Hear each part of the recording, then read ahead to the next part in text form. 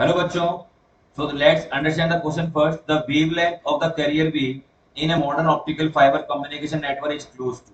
तो हमसे पूछा गया है कि कैरियर वेव की क्या वेवलेंथ होनी चाहिए किसी मॉडर्न ऑप्टिकल फाइबर कम्युनिकेशन के लिए। तो देखिए पहले मैं आपको थोड़ा सा अगर आपको ऑप्टिकल फाइबर के बारे में बताऊं तो ऑप्टिकल फाइबर कुछ इस तरह से होता है जिसका मिडिल पोर्शन जो है वो क्या कहलाता है डियर, कोर कहलाता है।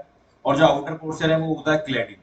और यहाँ पे सबसे खास बात क्या होती है कि यहाँ पे जो रिफ्रैक्टिव इंडेक्स होता है ग्रेडिंग होती है उसकी।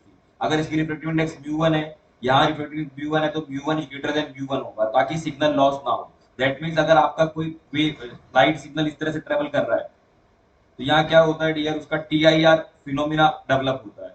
और टीआईआर फिनोमिना के तहत आपका जो ये लाइट सिग्नल है ये इस तरह से आराम से इसमें मूव कर जाता है विदाउट लॉस। तो देखिए यहाँ पे जनरली जब भी हम लेकिन क्वेश्चन आपसे पूछा गया है कि मॉडर्न ऑप्टिकल फाइबर कम्युनिकेशन के लिए जो वेवलेंथ होना चाहिए किसके क्लोज होना चाहिए। तो यहाँ पे हमें पता है कि जनरली जो हम काम में लेते हैं वो कितना होना चाहिए, 850, 900, 1000, 1300, 1350, 1500, 150 नैनोमीटर। ये अगर वेवलेंथ का अगर हम ऑप्टिकल फाइबर में वेवलेंथ अगर काम में लेते हैं तो हमारा जो लॉस है वो मिनिमाइज होता है। क्योंकि जब भी हम किसी ऑप्टिकल फाइबर को यूज करते हैं तो वहां पे एक लॉस होता है जिसको हम बोलते हैं फाइबर लॉसेस।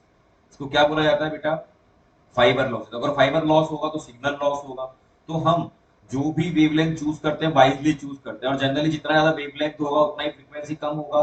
ठीक है, और इजीली क्या होगा वो मूव कर पाएगा। तो जनरली हम बात करेंगे यहाँ पे तो जो मॉडर्न ऑप्टिकल फाइबर कम्युनिकेशन के लिए जो हमें वेवलेंथ चूज करना है कैरियर वेव का वो किसके अप्रोक्स होना चाहिए, 1500 नैनोमीटर के लिए। ठीक है, ताकि हमारा जो अटेन्यूएशन है वो अटेन्यूएशन लॉस जो है वो कम से कम, अटेन्यूएशन कम से कम।